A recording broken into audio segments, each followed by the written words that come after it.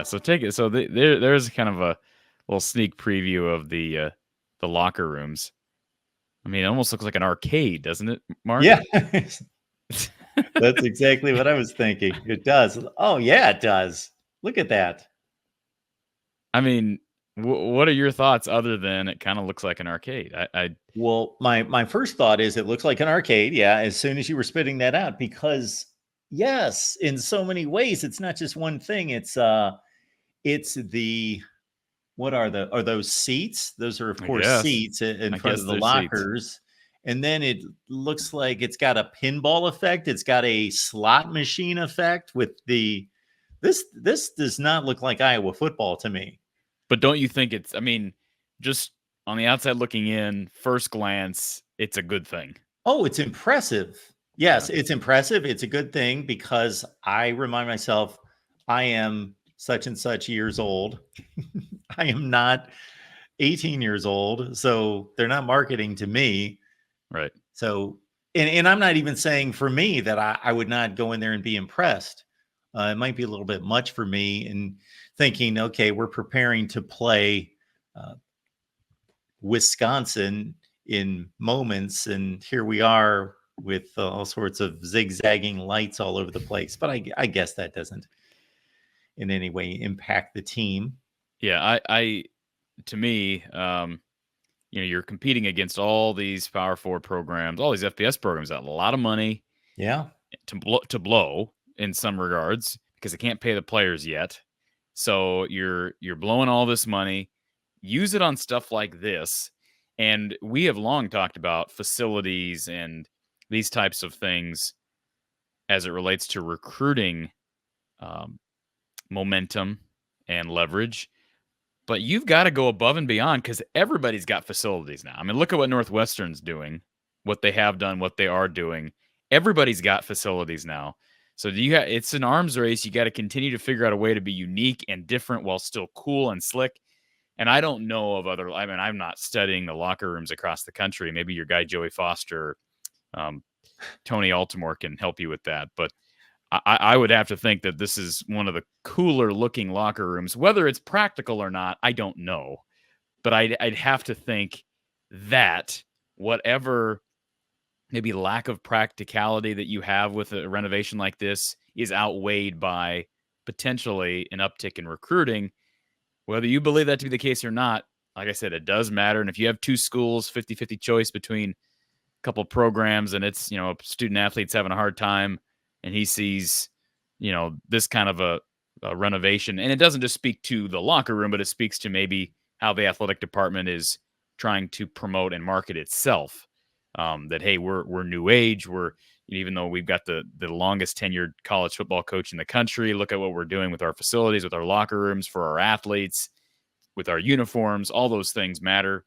So I don't think we need to spend an enormous amount of time talking about it, but I did see it got a lot of clicks on social media. And yeah, there's the pink locker rooms on. I still think the pink locker rooms are.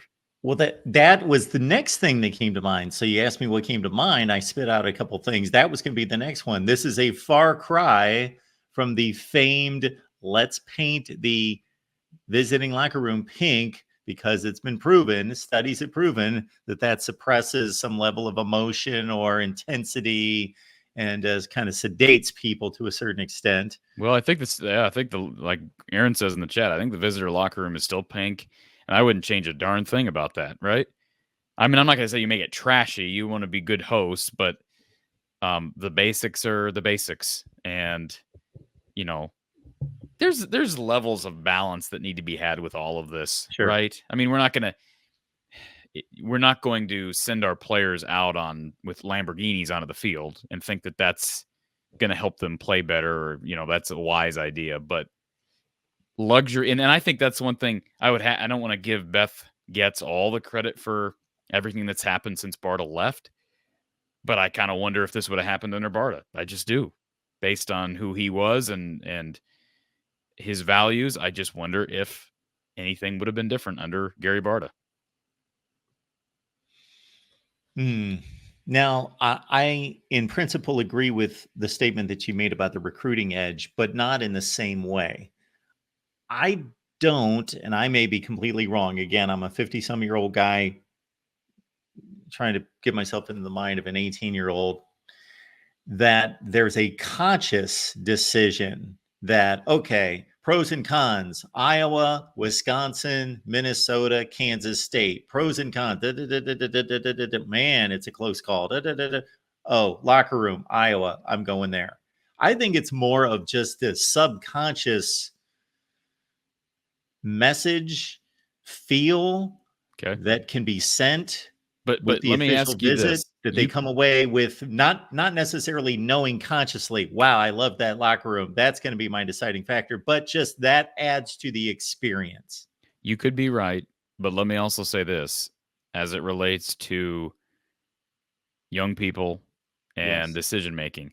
Go back to when you were maybe getting your first car. That's maybe the closest comparison that we can use around the same age. Now, these Okay. kids are a couple years older than, most kids are going to get their first car at 16 or 17, maybe younger nowadays. But let's use that as an illustration. You're 17, you're making a choice to get your car, and you've got two vehicles that get same gas mileage, and one of them is a Prius and one of them is a Mustang. All right.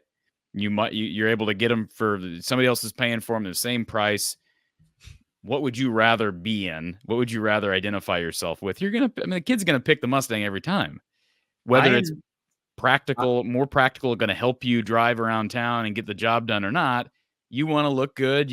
These kids are, Mark, after these games, these kids are going live on Instagram and, they want to look cool before and after these games. I think that's a real thing. I'm not that far removed from being 17, 18. I was never a college athlete, but I'm a little closer than you are, Mark. So here's the funny thing is that you actually went to a good place in regards to making a comparison. Well done. That was well done. That was a good analogy because you kind of tripped me up, because I've always considered myself to be fairly practical, even as a young guy. And yeah, you are much closer to remembering that decision than I am, but I've experienced it as both the person purchasing my first car with my own money and all of that, and then being the one who was guiding my son and my daughter to do the same thing. And I'm looking up reliability tests and all this other stuff. And they, of course, just want what they want, just Yeah. like I did. I was shopping for the cars that I liked. Yes, over, okay, well, affordability was certainly factored into it, but yeah, I could have bought something that was more reliable. Absolutely. And this is the money aspect is null and void here because these kids are, shouldn't say null and void. It has nothing to do with the locker room specifically, right? So NIL is still going to be NIL. It's going to be a player. But can you not picture, similar to the car purchasing analogy, can you not picture parents, they may have Iowa on one side and they look at Pittsburgh on the other, and they're like, all right, son, like this is your decision, but look at what, Pitt's sent 5 guys at your position to the league in the last 10 years. This head coach is, such a nice guy, family oriented. He's from our neck of the wood, all the pros that a parent may see. I can still see a student athlete being like, man, I can't, this is too cool over here. Like, I get it, but this is too cool over here. You're kind of playing to the instant gratification of our young society when you make a renovation like this in a locker room. It's such a minute, minuscule point and thing that has no impact on the future of an athlete and whether I was going to help him be a better person or a player or an athlete, have a better career. And yet it's a good play, and I think it's worth the money. I guess with those padded chairs, there's less opportunity to possibly, I don't know, develop a stiff back at halftime or something. Sure. I don't know. Yeah, I guess. It just so much belies the reputation, the brand, and the image of the program. Well, which is good. funny. Good. Because to some extent, I don't think it doesn't ruin the good.